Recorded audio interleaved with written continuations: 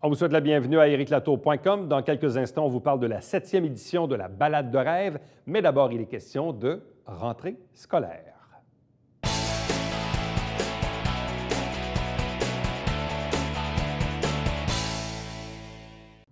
Nous, ici, c'est la rentrée, oui, pour la télévision du Richelieu et ses émissions que vous regardez à chaque année, mais c'est aussi la rentrée politique, c'est la rentrée scolaire, c'est la rentrée d'un peu de tout. Et pour parler du monde scolaire, bien, qui de mieux que la présidente de la Commission scolaire des Hautes-Rivières, André Bouchard. Bonsoir et bienvenue. Bonsoir, M. Latour. Vous amorcez votre quelle rentrée scolaire comme présidente, l'avez-vous compté? Oui, j'ai compté ce matin parce que je savais que je m'en venais ici, puis je me suis dit, ce serait le genre de questions qu'il pourrait me poser. C'est ma 12e rentrée en tant que présidente. En quoi est-elle différente des 11 autres? C'est toujours aussi fébrile. Par contre, ce qui est différent cette année, c'était particulièrement heureux.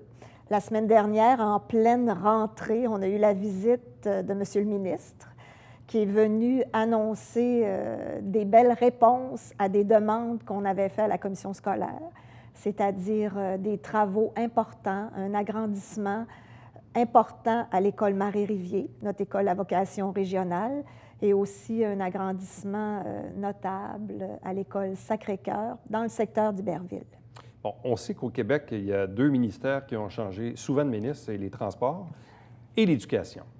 Là, il y a le nouveau ministre, Sébastien Proulx, là, qui est en poste depuis quelques mois. Est-ce à dire que l'arrivée du nouveau ministre, est-ce que c'est une coïncidence ou l'arrivée du nouveau ministre a permis l'annonce de ses travaux à Sacré-Cœur et Marie-Rivier? Qu'est-ce qui a débloqué pour qu'on puisse procéder aux annonces? Pour qu'on puisse procéder aux annonces? Bien, probablement qu'il y a un agenda politique derrière ça. Toutefois, les demandes étaient déposées. Les demandes étaient en bonne voie, même avec les ministres précédents, parce qu'il y a eu M. Blais, M. Moreau, une courte période. Les demandes, on était quand même très confiants d'avoir ces agrandissements-là, parce que vous connaissez un peu la règle, quand on fait des demandes, il faut vraiment qu'on ne soit pas capable d'asseoir les élèves dans un rayon de 20 km d'ici les 2 prochaines années. Alors, dans le cas de l'école Sacré-Cœur à Iberville, c'était vraiment le cas. Puis, dans le cas de Marie-Rivier, c'est une école qui date de 1984. C'est une école à vocation particulière, c'est-à-dire pour des élèves de 4 à 21 ans, plus ou moins lourdement handicapés. Alors, les normes ont changé. Il y avait vraiment des choses aberrantes, comme par exemple, je l'ai donné en exemple lors de la conférence de presse, des chaises roulantes qui ne peuvent pas passer n'importe. Nos élèves en fauteuil roulant n'avaient pas accès à la bibliothèque. Alors, on s'entend que quand on arrive dans le structurel d'une bâtisse comme ça, puis pour répondre aux normes de 2016, d'où le montant autour de 19 millions pour les travaux à Marie-Rivier. Alors, la rentrée a été faite sous le signe du bonheur parce que ces demandes-là étaient déposées, puis même si on était confiant, tant que ce n'est pas passé au Conseil du Trésor, on ne peut jamais être certain. Bon. À quel moment ces travaux vont-ils débuter et à quel moment seront-ils complétés? Marie-Rivier, c'est pour la rentrée 2018. Et l'école Sacré-Cœur à Iberville, c'est pour la rentrée prochaine.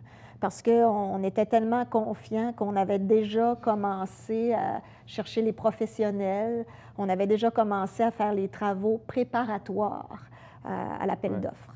Est-ce qu'on comprend que les demandes de travaux d'agrandissement pour Sacré-Cœur à Iberville et Marie-Rivier étaient, disons, en tête de liste de la liste d'épicerie de la commission scolaire à l'égard du ministère de l'Éducation? C'était les priorités 1 et 2, là, oui, c'était les priorités 1 et 2. Bon, quelles sont les priorités 3, 4, 5? Je dirais qu'il y a des secteurs qui sont en pleine explosion, je vais dire ça, comme par exemple le quartier Saint-Eugène. Où est-ce qu'il y a eu des développements domiciliaires importants. Est-ce que c'est encore l'école primaire la plus populeuse du territoire? C'est l'école primaire la plus populeuse du territoire. Et il y a quelques années, quand on avait redessiné les bassins, on s'était entendu avec les gens pour déplacer les clientèles excédentaires de Saint-Eugène à l'école Saint-Lucien. Mais entre-temps, il y a eu l'achat du terrain de l'église Saint-Lucien, il y a eu construction de condos. Alors, il y a comme plusieurs familles qui se sont installées dans le quartier Saint-Lucien, ce qui fait qu'on est même obligé maintenant de transférer des élèves de Saint-Eugène à JMD-Bélanger. Alors, on est tout en train de revisiter les secteurs justement, les bassins. Mais il n'y en avait pas même certains de Saint-Eugène qui étaient déplacés vers Saint-Blaise? Quelques-uns, ouais, mais ça pourrait être plus que ça là, dans les années à venir. Bon. Mais donc, auprès du ministère de l'Éducation, quelle serait la demande de la commission scolaire pour Saint-Eugène? Un agrandissement aussi? Un agrandissement. Puis probablement aussi, c'est toutes les commodités là, qui sont à demander. Pas suffisamment de gymnase, pas suffisamment de bibliothèque, tout ce qui va avec. Donc, Saint-Eugène, mais on est en train de regarder ça, là, parce que la règle, elle demeure toujours la même. Tant que tu es capable d'asseoir des élèves dans un rayon de 20 km, on n'aura pas d'agrandissement. C'est ça. Alors, la règle. préparer un dossier d'agrandissement, c'est compliqué. C'est basé sur les cartes d'assurance maladie des enfants réellement dans les maisons actuellement, puis d'ici les 5 prochaines années. Alors, même si on a un développement domiciliaire prévu de 300 maisons, par exemple, le terrain du golf aux environs, tout juste là-bas, ça ne veut pas dire que j'ai autant d'enfants prévus là. Je ne peux pas capitaliser sur des constructions. C'est un peu ça qu'il faut toujours... Demain, je m'en vais à l'Assemblée... C'est le temps des assemblées générales dans les écoles. Et c'est ce qu'il faut expliquer. Bon, donc priorité Saint-Eugène pour un agrandissement futur. Est-ce qu'il y a d'autres travaux d'agrandissement ou de rénovation importants sur des bâtisses actuelles? On a toujours, évidemment, on envisage, puis ça, c'est un rêve de présidente aussi et de toute l'organisation autour de ça, l'École professionnelle des métiers. Bon, ça, c'était mon autre question. On aimerait ça, les regrouper, regrouper les métiers qui sont à la polyvalente Chanoine-Armand-Racicot, à l'École professionnelle des métiers Édifice Normandie. On aimerait ça les regrouper sous un même lieu, si possible, dans un monde idéal, près de l'autoroute 35, pour rendre ça compétitif avec les autres centres de formation professionnelle. Il y a une belle avancée du côté de la formation professionnelle pour que les gens y adhèrent. Les parents sont de plus en plus convaincus, puis on sait qu'il y a des besoins. Mais ce dossier-là, actuellement, on y travaille, mais il faut y travailler en partenariat. L'argumentaire que vous pouvez livrer au ministère de l'Éducation pour convaincre éventuellement les ministres d'aller de l'avant, pour regrouper les deux écoles? Actuellement, on est au maximum de la capacité d'accueil des élèves. Alors, on serait capable d'en accueillir plus, de répondre davantage aux besoins de la population. Puis il y a aussi le fait qu'en mettant l'éducation, la formation professionnelle, ce qu'on souhaite, c'est l'éducation des adultes et probablement aussi la formation sur mesure sous un même toit pour répondre aux besoins des entrepreneurs. Bon, on parlait tantôt de rentrée scolaire. Il y a 20 051 élèves d'inscrits pour la saison scolaire 2016-2017. Est-ce que c'est fidèle aux prévisions démographiques? Est-ce que c'est plus ou est-ce que c'est moins que d'autres années? Bref, on est où, là? On est dans une période de croissance. On a 300 élèves de plus au primaire que l'an dernier. 300 de plus? 300 au primaire, de plus. C'est quand même beaucoup. Oui, c'est beaucoup. Je pense qu'on est en plein dans le baby-boom là, qu'il y a eu il y a quelques années. Alors, c'est une bonne nouvelle parce que quand on recommence à être en croissance, c'est possible pour nous de faire du développement aussi. Là. Et au niveau secondaire? Au niveau secondaire, c'est toujours un peu la même chose. Là. Évidemment, c'est toujours ces sujets. On a des programmes qui attirent beaucoup d'élèves, comme le programme d'éducation internationale, le sport art-études aussi. Alors, c'est toujours un peu la même clientèle. Et quelles sont les prévisions démographiques pour les 5 prochaines années? Est-ce qu'on s'attend... Vous dites on est en croissance, mais est-ce à dire que dans 1 an, 2 ans, 3 ans, 4 ans, 5 ans, on ne sera pas à 20 000, mais peut-être à 21 ou à 22 000 élèves? Est-ce que c'est ça la prévision? Il y a quelques années, au ministère, on nous disait qu'autour de l'année 2020, on serait à 24 000 élèves. Maintenant, c'est possible. C'est possible, mais il faut toujours travailler à garder nos élèves. Où le bas blesse, c'est entre le passage du primaire et du secondaire, évidemment, à cause de la compétition avec les écoles privées. C'est une belle compétition, c'est une saine compétition, mais il faut qu'on travaille fort au secteur public pour garder notre clientèle. Bon. Parlez-nous maintenant du contexte politique. Je dis politique dans le sens où on est toujours dans un système de démocratie scolaire avec des commissaires élus, une présidente ou un président élu au suffrage universel. C'est le nouveau modèle que le gouvernement avait instauré. Il y avait évidemment certaines demandes, certaines rumeurs à l'effet de vous joindre en même temps que les élections municipales pour solliciter un peu la participation du public. Avez-vous eu l'occasion d'en discuter avec le ministre Proulx là-dessus, ou est-ce que c'est complètement le statu quo, c'est-à-dire qu'on préserve les commissions scolaires telles qu'on les connaît, on préserve la démocratie scolaire telle qu'on la connaît, puis pas de changement de date, vous finissez votre terme, puis il y aura une autre élection? Quel est le contexte dans lequel vous opérez cette rentrée scolaire au niveau de la démocratie scolaire?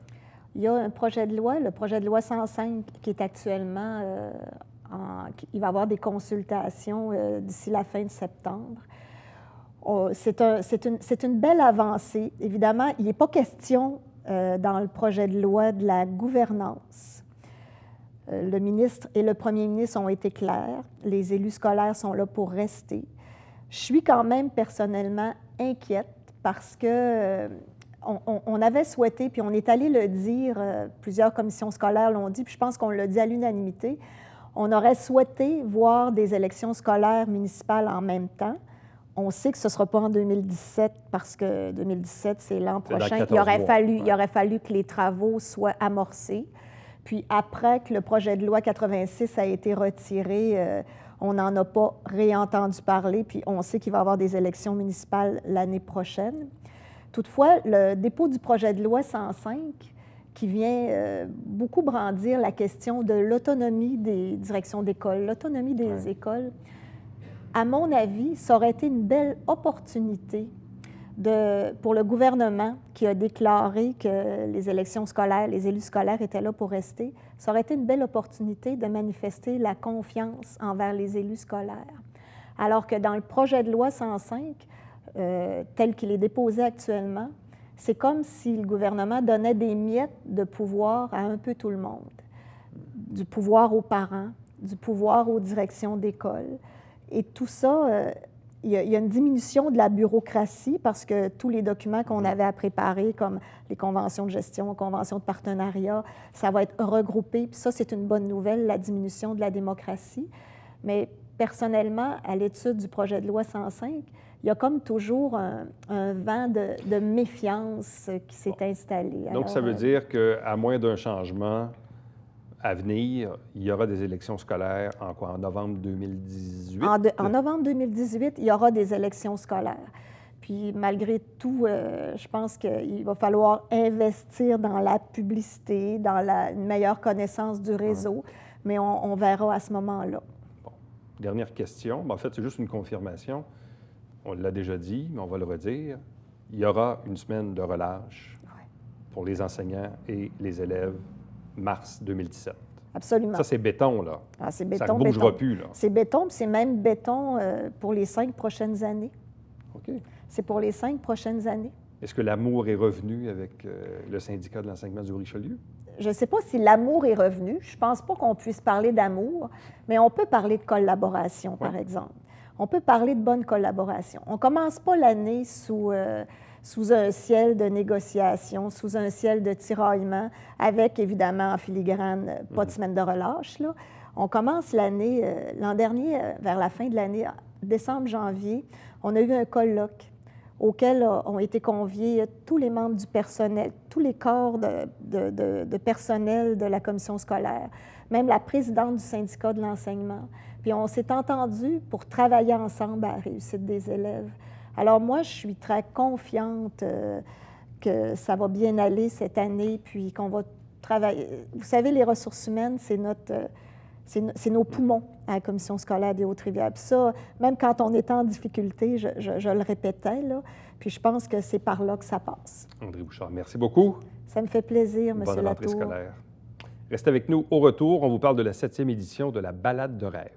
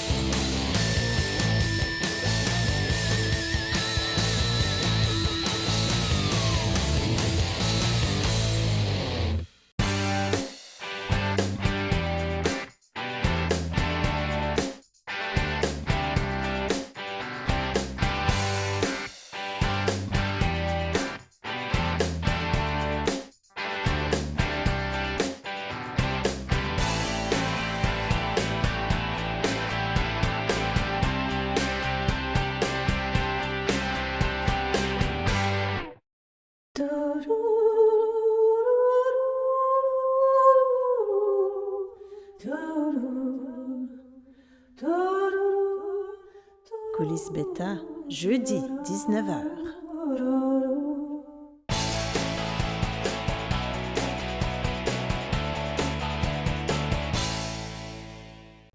Une superbe activité, c'est samedi, le 17 septembre, de 8h à 16h. Et ça part évidemment le matin au Bougainvilliers, sur la rue McDonald. C'est la balade de rêve au profit de la Fondation Laurent Fort Grande Ligne. C'est déjà la 7e édition de l'événement. 3 invités pour en parler. D'abord, Jacques Charette, qui est coordonnateur de la Fondation Laurent Fort Grande Ligne. Bonsoir. Bonsoir, Éric. Accompagné de François Brault, qui est directeur des ventes chez Transport Bourassa. Bonsoir à vous. Bonsoir, Éric. Et bien sûr aussi accompagné de Benoît Savard, qui est un amateur et un grand connaisseur de camions. Ah oui, c'est quoi ça dire? Bonsoir et bienvenue. Jacques, évidemment, c'est devenu un événement. On fait juste parler de la balade de rêve et on se remémore tout de suite les éditions passées, les photos, les belles bagnoles, des invités surprises. Puis quand il fait beau, c'est encore mieux. C'est encore plus beau. Qu'est-ce qu'on nous réserve cette année pour la 7e édition? À date, on n'a pas de gros noms, de grandes surprises.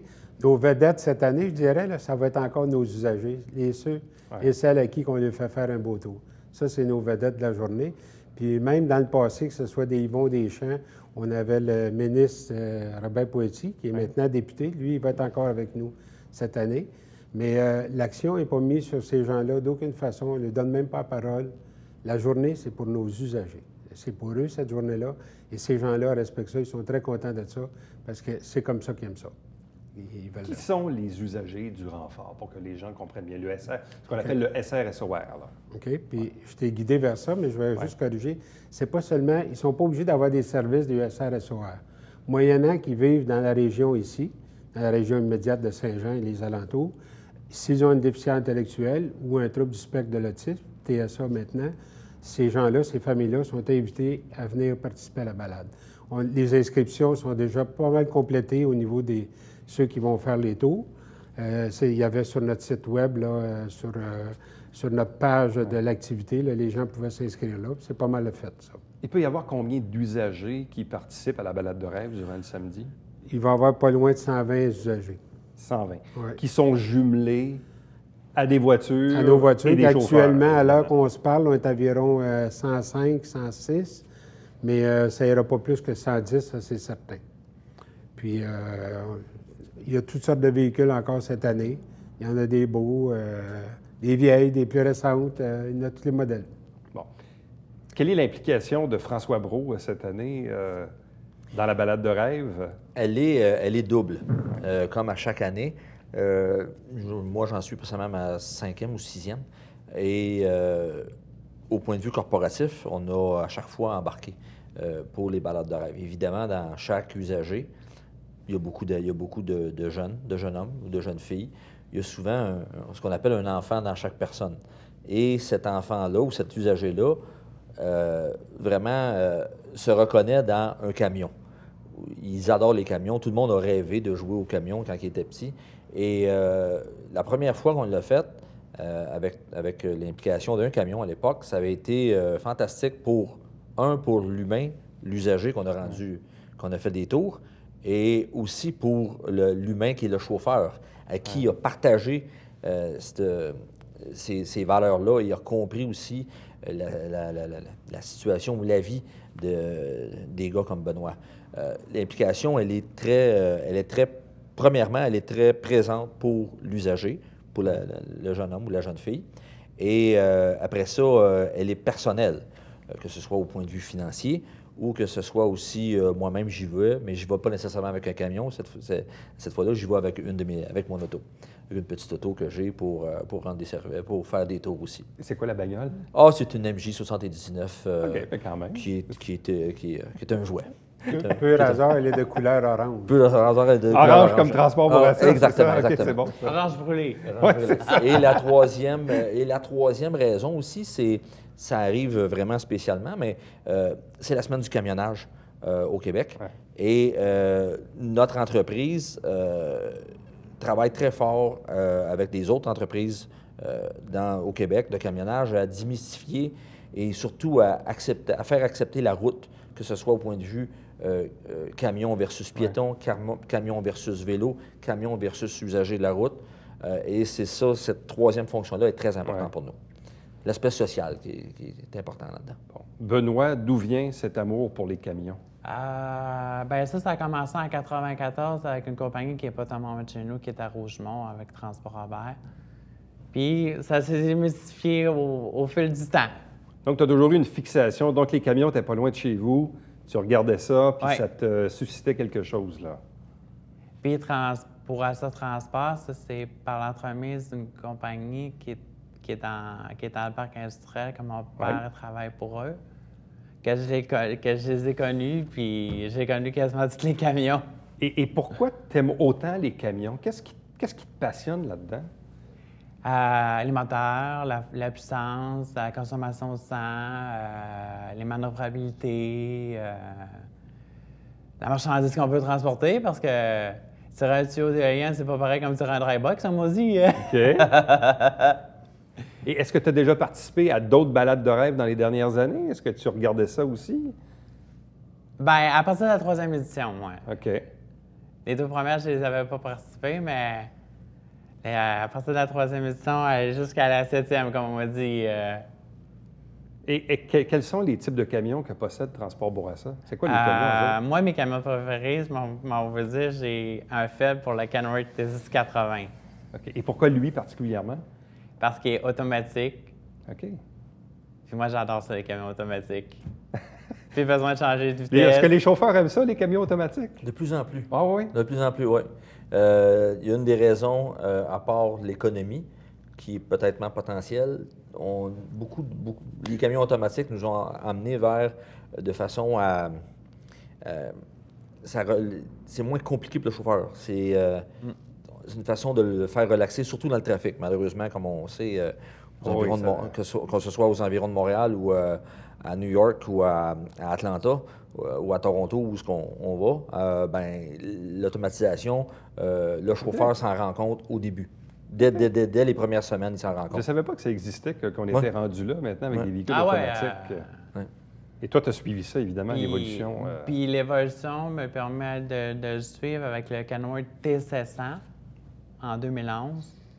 Puis pas tellement longtemps après avec le T680 en 2012. OK. Là, il va y avoir combien de... Parmi les 100 quelques véhicules, il va y avoir combien de camions durant cette journée-là? J'ai dans a 3. 3? 3, oui. 3 qui sont impliqués. Ensuite, il y a 2 autres gros camions, entre autres, des camions remorqueuses. Oui.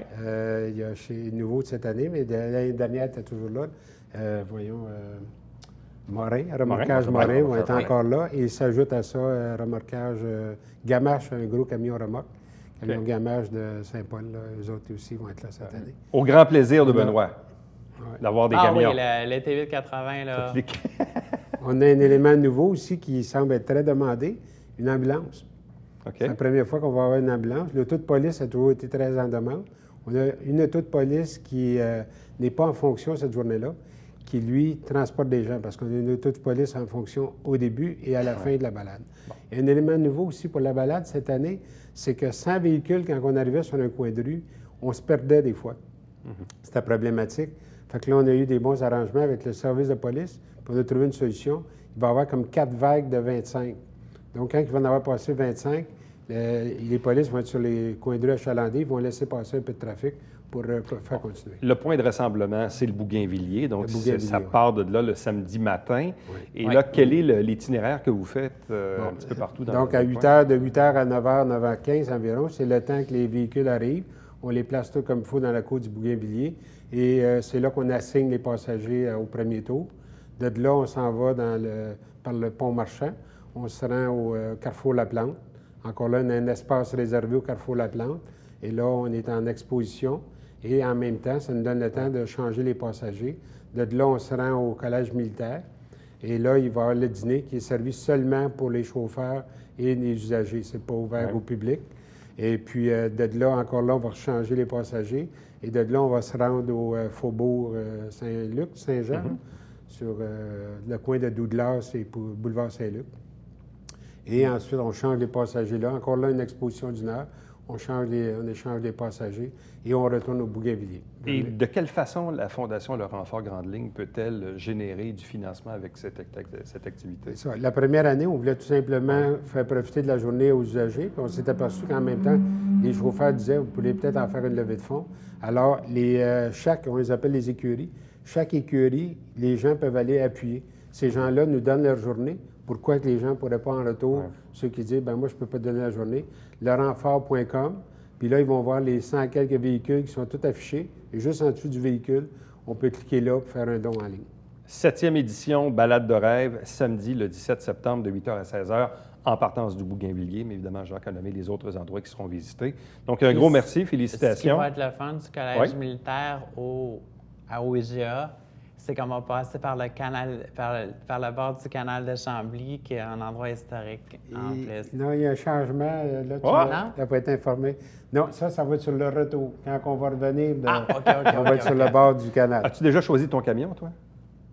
Pour le troisième relais, ben oui. OK, c'est le Kenworth T680, oui. Merci beaucoup. Merci. Bonne chance. Merci. Reste avec nous au retour, c'est le Babillard quotidien.